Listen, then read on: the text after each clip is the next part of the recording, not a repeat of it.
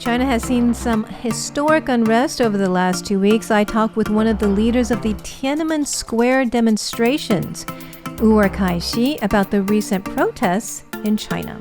There's also big news coming from the new TSMC wafer fab in Arizona.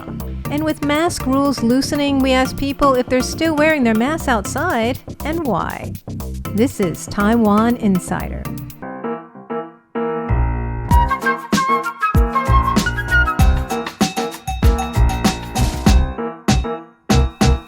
Welcome to the show. The whole world has been watching recent protests in China and wondering how the unrest will affect the country. Now, I spoke with one of the most prominent protesters from China, Wu'er Kaixi. He's one of the most prominent leaders of the Tiananmen Square protests of 1989. I asked him what he makes of the recent protests. Since 1989, there have been tens of thousands, if not hundreds of thousands of those kind of protests. And then some have a bigger scale than this one. Really? But this one is the first one that has such a clear political slogan that's been carried. So that's why the medias in the world have been carrying it, making the comparison between this one and then the one that we participated. Now, people obviously are very upset about the strict COVID controls, but we also see people crying for Xi Jinping to step down, calling out for freedom. How would you describe the political angle of these protests? China has been like a high pressure cooker that's about to be explode in the last many years. You can even argue decades. So many elements combined together, and there are many. Most of them have a political background. The zero COVID policy is just one of the many elements. I think it is also the death of loss of human life that has made people around the country to have a strong sense of empathy, and then they believe they could be the next person. And then if this has been just a pure incident caused by a COVID prevention policy, I think people will have a higher level of understanding and tolerance. But the reason the people were so angry is because, well, the anger was there to begin with. In the past many years, we see many social incidents, chained lady in Anhui and beaten to death in Tangshan. All these, it seems like a social incident. It doesn't really have a direct link to one another. Actually, have contributed to the anger. And then I think Chinese people are smart enough to know the source of all the angers are political, and that's how you hear those political slogans in this protests. So there has been some easing of COVID controls since the protests began. This would be maybe a partial victory. What do you think about that? Each movement has its own life, and this one too. Although, yes, the government immediately deployed two measurements against this round of challenge. First one is easing up the COVID restriction. And secondly, it's actually immediately deployed a police force to demonstrate that they are able to enforce their brutal, ruthless oppression, again, to deploy fear. So want fear and then a little compromise, and then that's where they're hoping as a countermeasurement to ease this wave of challenge. Would it work? I think it's still, yet to be observed. We cannot jump to a conclusion, as it is still in a very early stage. Do you think that there's any chance that protests or any kind of movement like that could lead to change in China's leadership? Not immediately, or not in a sense that we would hope a regime change, a step down of Xi Jinping, or even have a easing up the one-party system.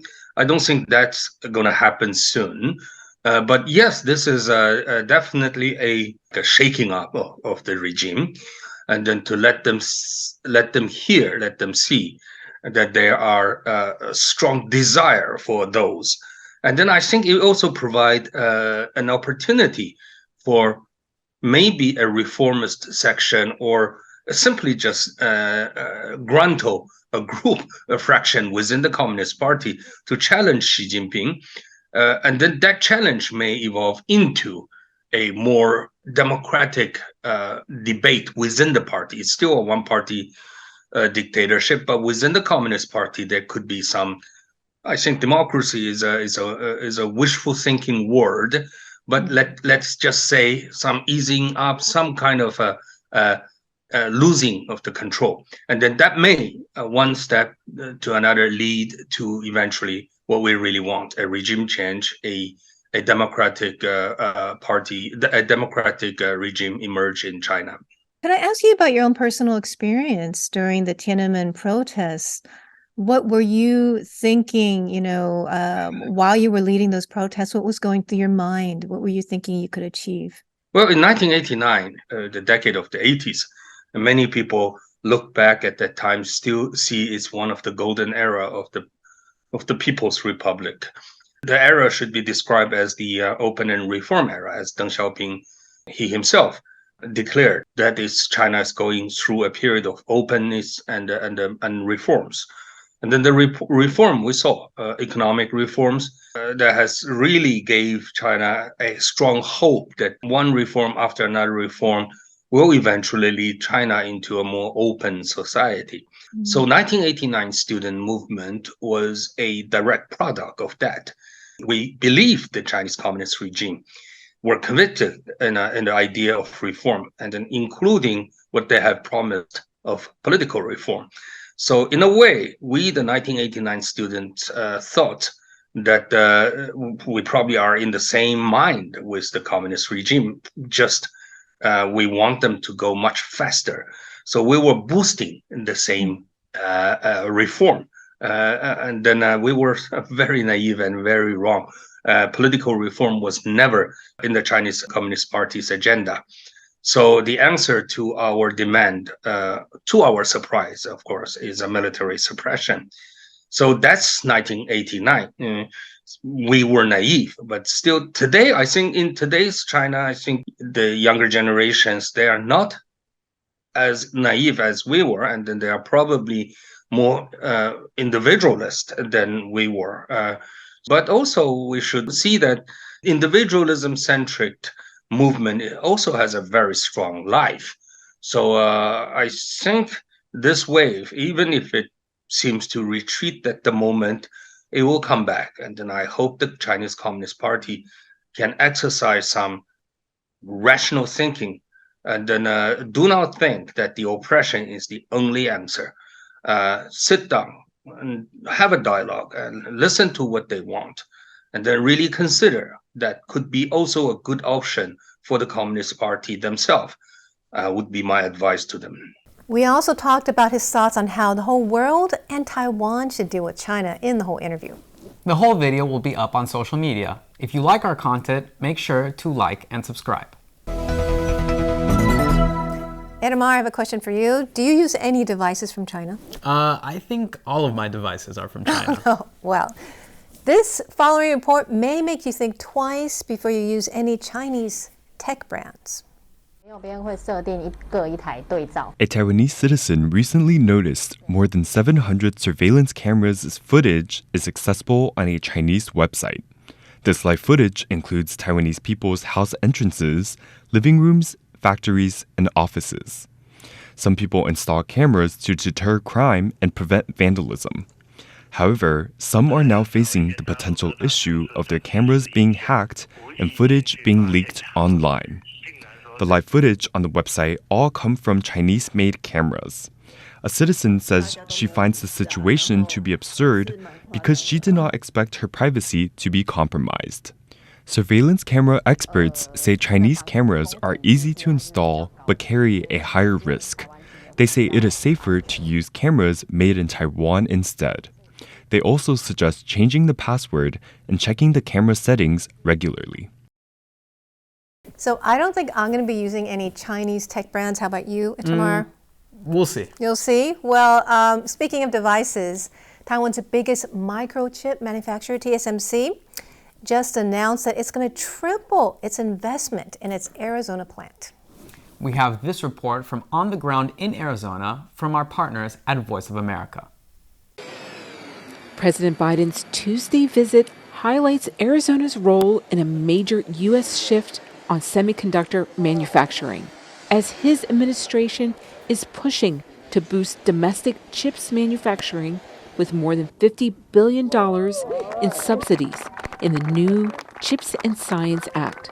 The president's visit to a new fabrication facility being built by Taiwanese chips giant TSMC came as the firm announced it would build a second fabrication facility and triple its investment in Phoenix to $40 billion. Biden says it is good news for TSMC's biggest customer, Apple. These are the most advanced semiconductor chips on the planet. The chips will power iPhones and MacBooks. Apple had to buy all the advanced chips from overseas. Now they're going to bring more of their supply chain here home. It could be a game changer.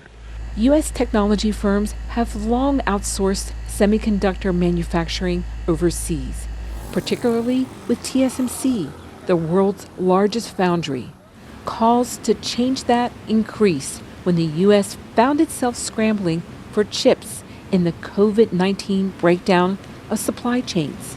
Recent tensions with China added to the sense of urgency. China sees Taiwan as a part of its territory, and U.S. policymakers were worried about the U.S. ability to source high-end chips, essential for computers, smartphones, cars, fighter planes, and data centers. So the Biden administration is pushing for the most cutting-edge chips to be made in the U.S. Ahead of his visit, TSMC announced it would ratchet up the kind of technology it makes in Arizona, beyond the 4-nanometer technology slated to begin production in 2024 by producing 3-nanometer technology in its second fabrication facility by 2026. Those advanced chips deliver faster processing and use less power. This state-of-the-art facility behind us is a testimony that TSMC is also taking a giant step forward to help build a vibrant semiconductor ecosystem in the United States. The company, which had said it would hire 2,000 workers, now says it will employ 4,500. Michelle Quinn, VOA News. Next up, one of the newest additions to our team, Brendan Wong, tells us why a lot of people are still wearing these outside. We don't have to wear masks outdoors in Taiwan anymore, but a lot of people still do. Is this a Taiwanese thing? We asked a few people on the streets whether they will still wear their mask outdoors and why.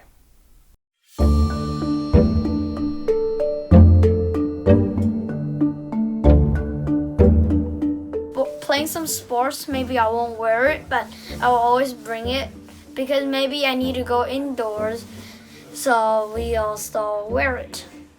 I don't want to wear a mask outdoor if I in the nature, just in the mountain or beside the sea, beside the ocean.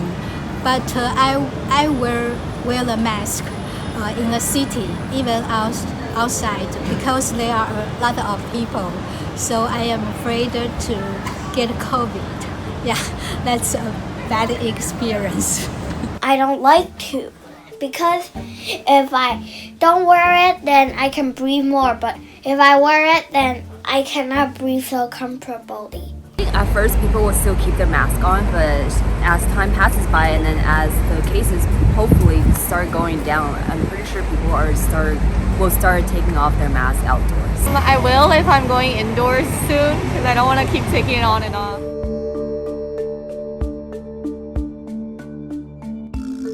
I've seen masks on the streets. I would say starting December 1st, I did see less people wearing their masks outdoor now. Just, like people are probably waiting for like this moment too, and then so I'm pretty sure more changes are going to come. The holiday season is here. That means some people in Taiwan are getting ready to celebrate Christmas festivities. Let's take a look. It is now December and the holidays are just around the corner. 2 cedar trees decorated with Christmas lights are now lit in front of the Lishan Guest House in Taichung to kick off the Christmas festivities. They're the tallest Christmas trees in Taiwan above sea level, standing at an altitude of 1,956 meters. The organizers invited Atile members to the tree lighting event. They say this is an opportunity for the local community to celebrate Christianity and highlight the local traditions. The area was historically an Atile village. A highway construction to access what is now Lishan displaced the indigenous people. The highway was partially destroyed by natural disasters. In 2018, road repairs and a new public bus service allowed travelers to access Lishan after nearly 2 decades. Now, visitors can take the bus or drive their own cars to witness the Christmas trees this holiday season. The trees will be lit until January 8th. And here are some other stories that are on our radar. Defense Minister Cho Guo-zhen said a new military conscription plan will be announced this month. The new plan could potentially extend mandatory military service from 4 months to a year. Taiwan won 5 gold medals and 9 medals in total at the Badminton Asia Junior Championships, making it the top country at the competition. Taiwan's Badminton Association says they've been hosting more junior tournaments to give young players more experience. Shoushan Zoo, located in Kaohsiung, is welcoming back visitors on December 16th. This week, the zoo held a soft opening for children and families from nearby kindergartens. The renovated grounds include a new 440 meters long open-air walkway and a water park. The zoo's staff say they are looking forward to welcoming visitors back.